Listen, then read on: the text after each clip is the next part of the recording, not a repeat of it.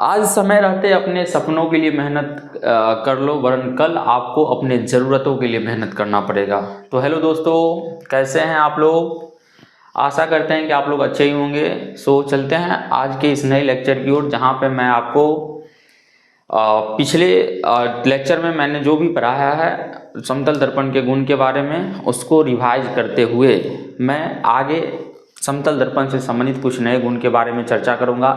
आशा करते हैं कि आप लोग मेरे पीछे जितने भी लेक्चर अपलोड हो चुके हैं उन सबों को आप लोग कवर करने का प्रयास कर रहे होंगे और कवर कर भी लिए होंगे। ठीक है, तो आपके पास अभी समय बहुत कम है, क्योंकि आप लोगों को 10th में जो भी बच्चे अभी पढ़ रहे हैं और जिनका भी 2025 में बोर्ड का एग्ज़ाम है, तो उन लोगों के पास अभी समय बहुत कम है। तो आप लोग ज़्यादा से ज़्यादा अभी पढ़ाई करने का प्रयास करें।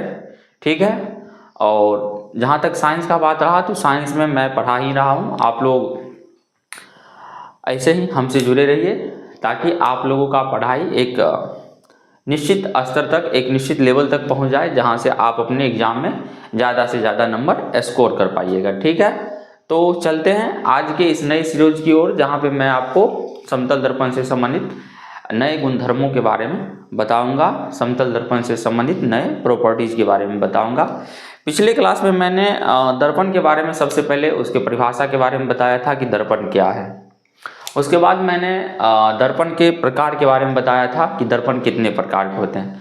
तो आप लोग को बता दें कि मैंने पिछले क्लास में बताया था कि दर्पण कुल 3 प्रकार के होते हैं, जिसमें सबसे पहला मैंने बताया था कि सबसे पहला दर्पण समतल दर्पण। फिर मैंने समतल दर्पण के बाद गोलीय दर्पण के बारे में बताया था, और गोलीय दर्पण के बाद मैंने परवलयीय दर्पण के बारे में बताया था। यही तीनों दर्पण का प्रकार होता है। ठीक है, तो दर्पण के प्रकार को बतलाने के पश्चात, दर्पण के प्रकार को बदलाने के पश्चात मैंने समतल दर्पण के परिभाषा के बारे में लिखाया था कि समतल दर्पण एक प्रकार का चमकीला परावर्तक पृष्ठ है, पॉलिश किया हुआ चमकीला परावर्तक पृष्ठ है, जिसके माध्यम से कोई भी वस्तु का प्रतिबिंब देखा जा सकता है। ठीक है, तो समतल दर्पण के मैंने परिभाषा के बारे में बात किया था, जिसमें मैंने यह भी चर्चा किया था।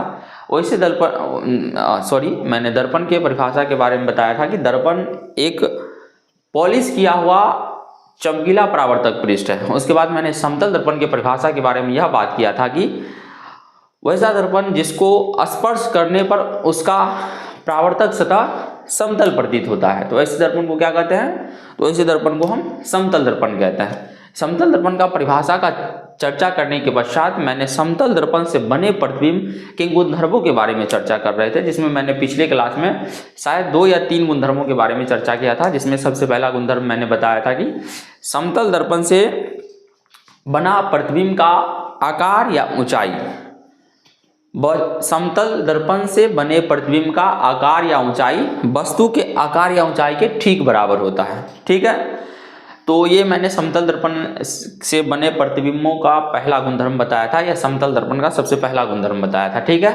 उसके बाद मैंने बताया था कि समतल दर्पण से सदैव कैसा प्रतिबिंब बनता है? तो समतल दर्पण से सदैव, यानी हम कभी भी समतल दर्पण से यदि प्रतिबिंब की अपेक्षा रखते हैं, कभी भी समतल दर्पण से हम प्रतिबिंब बनाने की चेष्टा रखते हैं, तो हमेशा हमें कैसा प्रतिबिंब प्राप्त होगा? तो हमेशा हमें काल्पनिक प्रतिबिंब ही प्राप्त होगा। ठीक है, और काल्पनिक प्रतिबिंब को ही आभासी प्रतिबिंब ही कहा जाता है। ठीक है, तो जैसा कि मैंने पिछले कक्षा में बता दिया था, पिछले लेक्चर में बता दिया था कि आपको समतल दर्पण से बने प्रतिबिंब सदैव काल्पनिक होते हैं, और यह भी बताया था कि काल्पनिक प्रतिबिंब को पर्दे पर प्राप्त नहीं किया जा सकता है, इसलिए समतल दर्पण से बने प्रतिबिंब को पर्दे पर नहीं प्राप्त किया जा सकता है। और मैंने ये भी बताया था कि काल्पनिक प्रतिबिंब हमेशा दर्पण के पीछे बनता है, और काल्पनिक प्रतिबिंब हमेशा क्या होता है? सीधा होता है वस्तु के सापेक्ष। ठीक है, तो इसलिए मैंने ये भी लिखाया था कि समतल दर्पण से बना प्रतिबिंब सदैव क्या होता है? सीधा होता है, और समतल दर्पण से जो प्रतिबिंब बनते हैं वह सदैव कहाँ बनते हैं? तो दर्पण के पीछे बनते हैं। तो मैंने ये पिछले क्लास को मैंने रिवाइज कर दिया। अब मैंने इस क्लास में समतल दर्पण के नए गुणधर्मों के बारे में चर्चा करूंगा। ठीक है, तो चलते हैं आज के इस नए लेक्चर को। Let's start.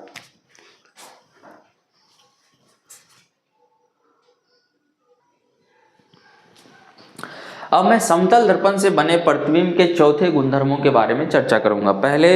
इससे पहले क्लास में मैंने 3 गुणधर्मों के बारे में शायद चर्चा कर लिया था। आप लोग क्रमबद्ध तरीके से लिखते जाइएगा, हो सकता है मेरे नंबरिंग में ऊपर नीचे हो जाए, लेकिन आप लोग अपने क्रम को बनाए रखिएगा, ठीक है। तो मेरे अनुसार चौथा शायद गुणधर्म होगा, इसलिए मैंने यहाँ पर चौथा क्रम लिख दिया है, ठीक है। तो चौथा गुण होता है समतल दर्पण से बने प्रतिबिंबों का या समतल दर्पण का, कि समतल दर्पण से बना प्रतिबिंब पार्श्व उल्टा यानी लेटरल इन्वर्टेड होता है। समतल दर्पण से बना प्रतिबिंब पार्श्व उल्टा या लेटरल इन्वर्टेड होता है। तो इसका क्या मतलब है? ये शब्द का सामान्य मतलब होता है कि जैसे मैंने कोई समतल दर्पण लिया, ठीक है, समतल दर्पण लिया और समतल के दर्पण के सामने मैं ऐसे ही खड़ा हो गया, ठीक है। और यदि मैं समतल दर्पण के सामने खड़ा हूँ, यदि मैं अपना लेफ्ट हैंड को ऐसे उठा रहा हूँ तो समतल दर्पण में हमें राइट हैंड उठते हुए दिखेगा, लेकिन एक्चुअल में हम लेफ्ट हैंड उठाए हुए हैं, ठीक है। समतल दर्पण में क्या होता है, यदि हम अपने लेफ्ट हैंड को, ठीक है, यदि हम अपने लेफ्ट हैंड को ऐसे उठाए रखे हुए हैं तो समतल दर्पण में जो प्रतिबिंब बनेगा उसमें हमको क्या दिखेगा? उसमें हमको दिखेगा कि हमारा राइट हैंड ऐसे उठा हुआ है, ठीक है। इसी को हम क्या कहते हैं? पार्श्व उल्टा यानी लेटरल इन्वर्टेड कहते हैं, ठीक है।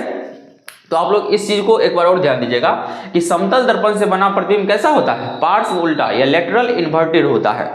पार्श्व उल्टा या लेटरल इन्वर्टेड का मतलब होता है यदि हम समतल दर्पण के सामने खड़े हो जाएं और समतल दर्पण के सामने खड़ा होकर यदि हम अपना राइट कान को छुए तो हमें प्रतीत होगा कि हमारा जो इमेज बन रहा है उसमें लेफ्ट कान को हम छूते हुए प्रतीत होंगे, ठीक है। यदि हम समतल दर्पण के सामने जाके ऐसे राइट हैंड को ऐसे ऊपर कर रहे हैं, स्टैंड कर रहे हैं, तो हमें प्रतिबिंब में ऐसा लगेगा कि मेरा लेफ्ट हैंड ऐसे करके उठा हुआ है, ठीक है। इसी का मतलब होता है क्या? पार्श्व उल्टा, ठीक है। तो आप लोग आशा करते हैं कि इस चीज को समझ गए होंगे कि समतल दर्पण से बना प्रतिबिंब पार्श्व उल्टा या लेटरल इन्वर्टेड होता है। तो आप लोग इस फैक्ट को लिख लीजिएगा, ये आपके ऑब्जेक्टिव के दृष्टिकोण से बहुत ही ज़्यादा महत्वपूर्ण माने जाते हैं, क्योंकि अब ऑब्जेक्टिव में कैसा इस क्वेश्चन को किस प्रकार पूछा जा सकता है, तो मैं आपको इसका प्रारूप बता दे रहा हूं। ऐसे पूछ सकता है कि किस दर्पण से बना प्रतिबिंब पार्श्व उल्टा यानी लेटरल इन्वर्टेड होता है। तो आप लोग को ऑप्शन में दिया रहेगा समतल दर्पण, उत्तल दर्पण, अवतल दर्पण, परवलयीय दर्पण। तो आप लोग इस चीज को याद रखिएगा, इसका आंसर क्या हो जाएगा? तब समतल दर्पण हो जाएगा, ठीक है। या नहीं तो ऐसे भी पूछा जा सकता है कि समतल दर्पण से बना प्रतिबिंब हमेशा होता है, नीचे लिखा रहेगा उल्टा, सीधा, पार्श्व उल्टा, उल्टा और सीधा दोनों। तो आप लोग ध्यान दीजिएगा, मैंने ये भी बतलाया हुआ है कि समतल दर्पण से बना प्रतिबिंब सदैव कैसा होता है? सीधा होता है। और अभी मैंने क्या बताया है? अभी ये भी बता दिया है कि समतल दर्पण से बना प्रतिबिंब पार्श्व उल्टा होता है। तो यहाँ पे बोथ ऑप्शन हो जाएगा, यानी सीधा भी हो जाएगा और पार्श्व उल्टा दोनों हो जाएगा, ठीक है। दोनों जिस ऑप्शन में लिखा रहेगा वो ऑप्शन हमारा करेक्ट होगा, ठीक है। तो आप लोग इस चीज को ख्याल रखिएगा, आप लोग इसको लिख लीजिए, ठीक है।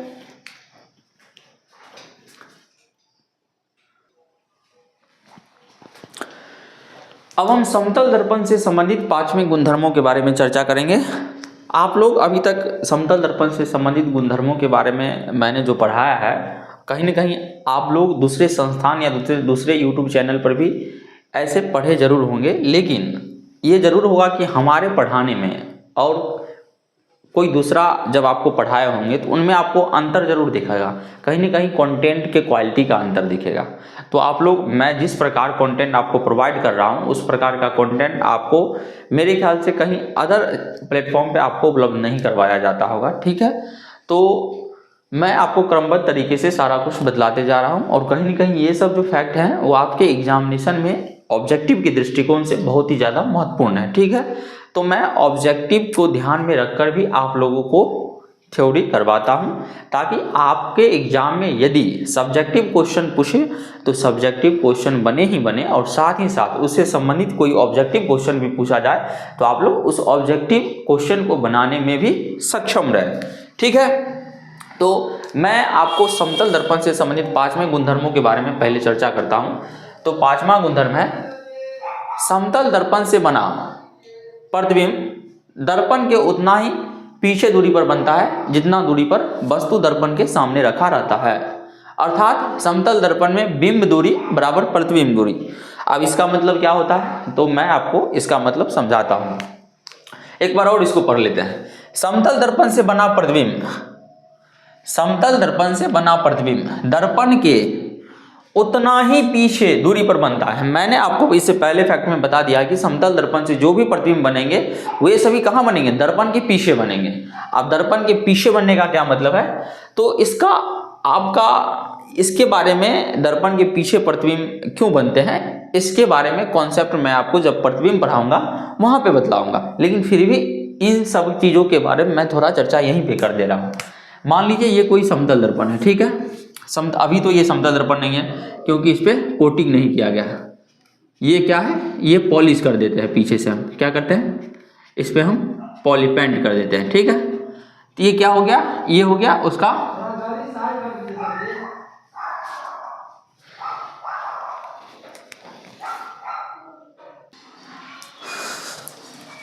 सॉरी बीच में थोड़ा दिक्कत हो गई थी जिस कारण मैं यहाँ पे थोड़ा कट कर दिया था। तो मैं क्या पढ़ा रहा था आप लोग को कि समतल दर्पण से बना प्रतिबिंब दर्पण के पीछे दूरी पर, पीछे उतना ही दूरी पर बनता है जितना दूरी पर वस्तु दर्पण के सामने रखा रहता है। अर्थात समतल दर्पण में बिंब दूरी बराबर प्रतिबिंब दूरी होते हैं। तो मैं आपको बता रहा था कि ये मैं समतल दर्पण ले लिया जिसका परावर्तक पृष्ठ कौन सा है, ये हो गया उसका क्या हो गया, परावर्तक पृष्ठ। ये हो गया परावर्तक पृष्ठ, क्या हो गया, परावर्तक पृष्ठ, परावर्तक पृष्ठ। ये हो गया पॉलिश किया हुआ, कोटिंग किया हुआ, ये क्या हो गया, पॉलिश किया हुआ, पॉलिश किया हुआ पृष्ठ। ये क्या हो गया, पॉलिश किया हुआ पृष्ठ।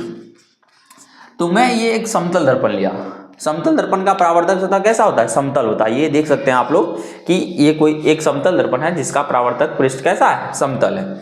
तो ये इधर पॉलिश किया हुआ पृष्ठ हो गया, इधर हो गया परावर्तक पृष्ठ। और मान लीजिए यहाँ पे कोई एक वस्तु रख लिया, ठीक है। ये कोई एक क्या है, वस्तु है जो कितने दूरी पर है, तो मान लीजिए दर्पण से 5 मीटर की दूरी पर है, दर्पण से 5 मीटर की दूरी पर है। ये कोई एक क्या है, वस्तु है या पेड़ है, मान लीजिए ये कोई एक पेड़ है, ठीक है, जिसके सामने मैंने क्या रख दिया, एक समतल दर्पण रख दिया। कितने मीटर की दूरी पर, तो समतल दर्पण और उस वस्तु मतलब ये पेड़ के बीच की दूरी कितना है, तो 5 मीटर है, ठीक है। यहाँ से यहाँ और यहाँ से यहाँ की 5 मीटर दूरी है। तो इस कॉन्सेप्ट का यह मतलब है कि यदि समतल दर्पण से किसी वस्तु की दूरी 5 मीटर है तब इसका जो प्रतिबिंब बनेगा कहाँ बनेगा, समतल दर्पण में। मैंने प्रतिबिंब के बारे में बताया था कि समतल दर्पण में जो भी प्रतिबिंब बनेंगे वो कहाँ बनेंगे, दर्पण के पीछे बनेंगे। ये तो परावर्तक पृष्ठ हो गया, ये दर्पण का अगला भाग हो गया। परावर्तक पृष्ठ को हम दर्पण का अगला भाग कहते हैं और जिधर पॉलिश किया हुआ पृष्ठ रहता है उसको हम दर्पण का पिछला भाग कहते हैं। तो यहाँ पर क्या है कि यहाँ पे एक वस्तु रखा हुआ है और वस्तु के रूप में मैंने क्या लिया है, वस्तु को ही बिंब कहते हैं, ठीक है। तो बिंब के रूप में मैंने एक पेड़ को ले लिया, ठीक है, जो समतल दर्पण से 5 मीटर की दूरी पर स्थित है, ठीक है। तब इसका प्रतिबिंब समतल दर्पण के पीछे 5 मीटर की दूरी पर ही बनेगा। पीछे कितने मीटर की दूरी पर बनेगा, 5 मीटर की दूरी पर उसका प्रतिबिंब बनेगा, ठीक है। तो ये रहा समतल दर्पण में बना प्रतिबिंब, ठीक है, हाँ ठीक है, 5 मीटर की दूरी पर ही बनेगा।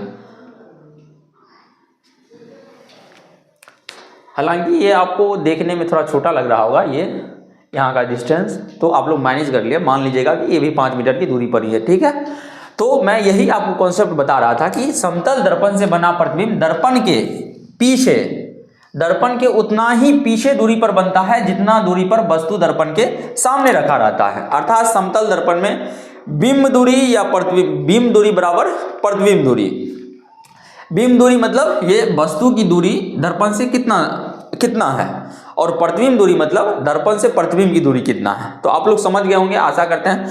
आप लोग को क्वेश्चन कैसे पूछा जा सकता है तो आप लोग समझ सकते हैं। देखिए क्वेश्चन ऐसे पूछा जा सकता है कि किस दर्पण से बना प्रतिबिंब में बिंब दूरी यानी वस्तु की दूरी और प्रतिबिंब दूरी दोनों एक समान होते हैं। तो आप लोग क्या बताइएगा, आप लोग पढ़े हुए हैं तो आप लोग बताइएगा समतल दर्पण में, ठीक है। या ऐसे भी पूछा जा सकता है कि कि समतल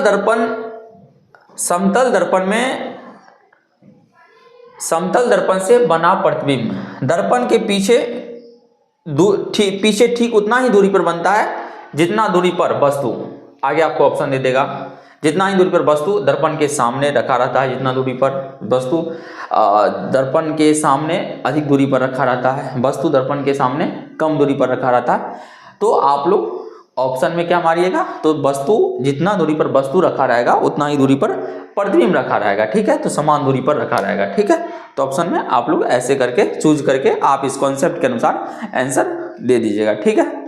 तो मैं आशा करता हूं कि आप लोग ये कॉन्सेप्ट समझ गए होंगे, ठीक है। तब मैं अब आपको अगला कॉन्सेप्ट के बारे में बताऊंगा, तब तक आप इसका स्क्रीनशॉट ले लीजिए या लिख लीजिए अपने नोटबुक में, ठीक है।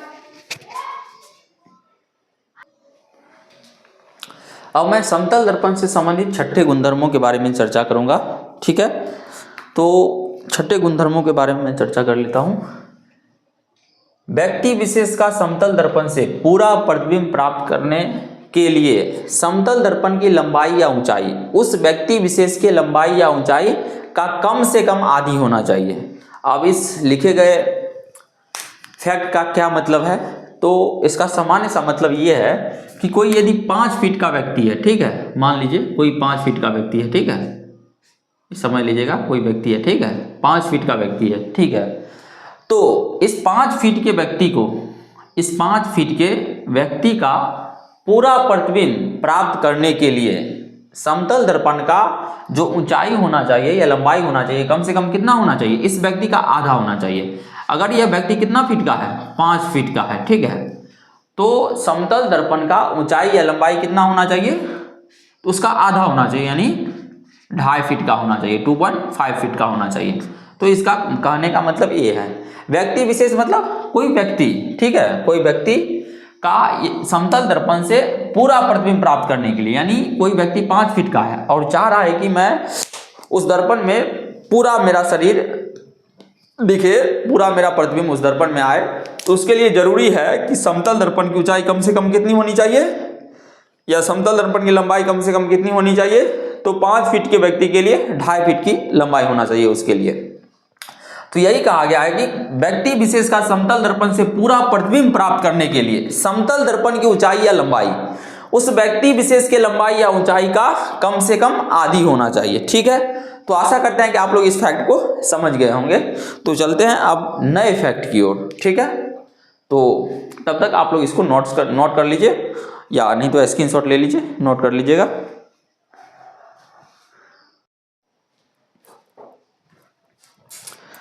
अब मैं समतल दर्पण से संबंधित नए गुणधर्मों के बारे में फिर से बताऊंगा, जिसमें 7वां गुणधर्म और 8वां गुणधर्म को मैंने यहाँ नोट कर रखा है, ठीक है।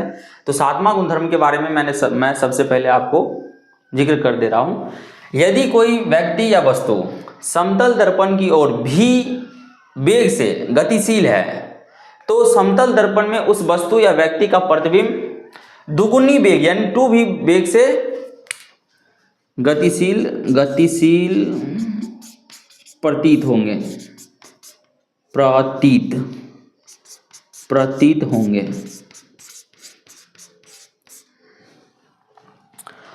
तो पहला फैक्ट है, यदि कोई व्यक्ति या वस्तु समतल दर्पण की ओर भी वेग से गतिशील हैं तो समतल दर्पण में उस वस्तु या व्यक्ति का प्रतिबिंब दोगुनी वेग यानी 2v वेग से गतिशील प्रतीत होंगे, ठीक है। तो मान लीजिए ये कोई समतल दर्पण है, ठीक है, जिसको मैं इधर से पॉलिश कर दे रहा हूँ, ठीक है। आप लोग सामान्यतः दर्पण में देख रहे होंगे कि एक बगल क्या होता है कि कोटिंग किया रहता है, यानी रंगीन परत रहता है, उसको रंगा गया होता है, तो उसी को क्या बोला जाता है, उसी को पॉलिश किया गया बोला जाता है। और एक बगल होता है जिधर से हम अपना फेस को देखते हैं, तो जिधर से हम अपना फेस को देखते हैं वो क्या हो गया, वो परावर्तक सतह होता है। क्या होता है, ये हो गया परावर्तक सतह, और जिधर से रंगा रहता है उसको हम क्या कहते हैं, पॉलिश किया हुआ सतह, ठीक है। तो दर्पण की परिभाषा में मैंने पढ़ा हुआ था कि पॉलिश की हुई चिकनी व चमकीली सतह को क्या कहते हैं, हम दर्पण कहते हैं। तो समतल दर्पण में क्या होता है कि जिधर से रंगा हुआ रहता है वो रहता है पॉलिश किया हुआ सतह, और जिधर से हम अपना फेस देखते हैं वो होता है क्या, परावर्तक पृष्ठ होता है। तो मैंने पहले ये 7वां फैक्ट के बारे में आपको बतलाया था कि यदि कोई व्यक्ति या वस्तु समतल दर्पण की ओर भी वेग से गतिशील है, मान लीजिए ये कोई बॉल है, क्या है, बॉल है या फुटबॉल है, ठीक है। मान लीजिए ये इस दर्पण की ओर कितने वेग से, v वेग से गतिशील है, v वेग से गतिशील है। v वेग का यदि मान लिख ले, मान लीजिए इसका यदि स्पीड है, यदि घंटा में लिख ले, घंटा आवर में लिख ले, तो मान लीजिए 50 का स्पीड है, 50 मीटर प्रति सेकेंड, छोड़िए घंटा नहीं, मैं मीटर में ही लिख दे रहा हूँ, मैं सेकेंड में ही लिख दे रहा हूँ, ठीक है। तो 50 मीटर प्रति सेकेंड है। मान लीजिए इस गेंद है, यहाँ पर समतल दर्पण के सामने एक गेंद रखा हुआ है, जो समतल दर्पण की ओर 50 मीटर प्रति सेकेंड, 50 मीटर प्रति सेकेंड वेग या चाल से समतल दर्पण के ओर जा रही है। तो इसका जो प्रतिबिंब बनेगा, यहाँ पे प्रतिबिंब सेम दूरी पर बनेगा, ठीक है, यहाँ प्रतिबिंब बनेगा। इसका जो प्रतिबिंब होगा वह समतल दर्पण की ओर कितना वेग से आते हुए प्रतीत होगा। तो क्या बोले हैं कि यदि 2 वेग से समतल दर्पण की ओर जा रहा है तो उसके दोगुनी वेग से उसका प्रतिबिंब समतल दर्पण की ओर आते हुए प्रतीत होगा। तो यहाँ 50 मीटर प्रति सेकेंड, यहाँ कितना हो जाएगा 100 मीटर प्रति सेकेंड। यानी यदि समतल दर्पण के सामने वस्तु समतल दर्पण की ओर 50 मीटर प्रति सेकेंड से आगे बढ़ रहा है तो उसका प्रतिबिंब कितने मीटर प्रति सेकेंड से दर्पण की ओर आता हुआ नजर आएगा, तो 100 मीटर प्रति सेकेंड। यानी यहाँ पर v वेग है तो यहाँ पर क्या हो जाएगा 2v वेग से। तो इस चीज को आप लोग एक बार और ध्यान दीजिएगा कि यदि समतल दर्पण के सामने कोई गेंद को हम फेंकते हैं और यदि वह गेंद v वेग से अथवा 50 मीटर प्रति सेकेंड के वेग से उस दर्पण की ओर जा रहा है तो उसका प्रतिबिंब उस दर्पण की ओर 100 मीटर प्रति सेकेंड की वेग से आते हुए प्रतीत होगा, ठीक है। इसका सामान्य सा मतलब क्या है, यदि हम समतल दर्पण के सामने जाके ऐसे ऐसे हाथ हिलाएं, ठीक है, तो उधर से क्या लगेगा कि दर्पण में हमारा जो इमेज बनेगा वह इमेज में ऐसा प्रतीत होगा कि हमारा हाथ दोगुना स्पीड से क्या ऐसे ऐसे हो रहा है, घूम रहा है, जल्दी जल्दी घूम रहा है। यदि हम आस्ते आस्ते ऐसे ऐसे घुमा रहे हैं तो हमको दर्पण में लगेगा कि हमारा जो इमेज है वह जल्दी जल्दी ऐसे ऐसे हाथ क्या कर रहा है, इधर उधर कर रहा है, ठीक है। तो इसका यही मतलब हुआ, ठीक है। और इसके बाद का फैक्ट देख लीजिए, इस फैक्ट को आप लोग याद रखिएगा। इसके पीछे कुछ कॉन्सेप्ट हैं जिसके बारे में अभी आप लोगों को जानना उतना उचित नहीं है, लेकिन ये फैक्ट आपके ऑब्जेक्टिव में डायरेक्टली पूछ लिए जाते हैं, इसलिए मैं सिर्फ इस फैक्ट को बता दिया हूं। इसके कॉन्सेप्ट के बारे में, इसका एक फार्मूला होता है, उस फार्मूले के बारे में मैं अभी चर्चा नहीं किया हूं, क्योंकि क्या है कि उस फार्मूला के यदि हम चर्चा करेंगे तो टाइम बहुत ज़्यादा लग जाएगा और आपके क्लास के लिए वो फार्मूला है भी नहीं, इसलिए मैं उस फार्मूला को पढ़ाने से बचा हूं और यहाँ पर उससे संबंधित जो फैक्ट आपके एग्जाम में पूछे जाएंगे उस फैक्ट को ही डायरेक्ट लिख दिया हूं। तो इस फैक्ट को हम पढ़ लेते हैं। यदि समतल दर्पण परस्पर समांतर हो तो, समतल दर्पण परस्पर समांतर हो तो उसके बीच रखे वस्तु का अनंत प्रतिबिंब बनेगा।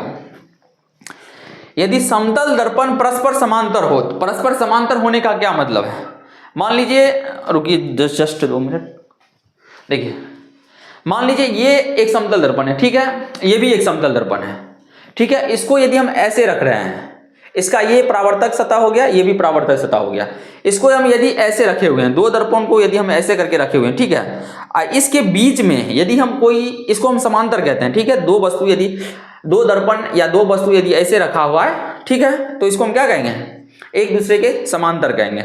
और इन दोनों के बीच कितना डिग्री का कोण बन रहा है, तो 0 डिग्री का कोण बन रहा है, ठीक है। तो यदि ऐसे भी पूछ सकता है कि 2 समतल दर्पण को यदि 0 डिग्री पर रखा गया हो, यानी यदि 2 समतल दर्पण को परस्पर समांतर रखा हो तो उसके बीच रखे वस्तु का कितना प्रतिबिंब बनेगा।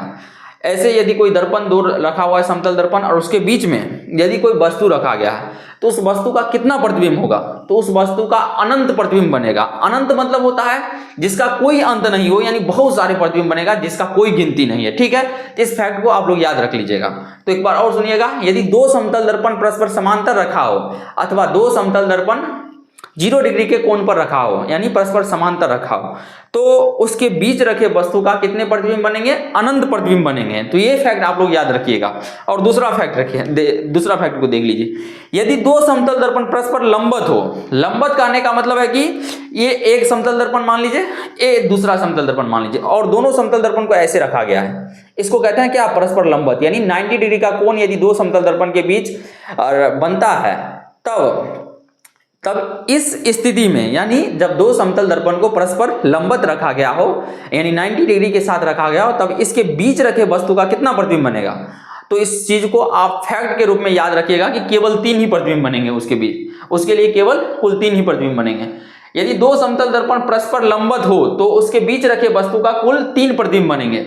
इस चीज को आप फैक्ट के रूप में याद रख लीजिए। अब कैसे 3 प्रतिबिंब बनेंगे, इसका एक फॉर्मूला होता है जिसके माध्यम से इसको निकाला गया है, जो आपके लिए अभी उतना उपयोगी नहीं है, इसलिए मैं उस फॉर्मूला को नहीं बतलाया हूं, नहीं तो मैं आपको उस फॉर्मूला के बारे में भी चर्चा कर लेता। आप आगे जब साइंस स्ट्रीम से 12th कीजिएगा तब 12th में उस फॉर्मूला के बारे में चर्चा किया जाता है, ठीक है।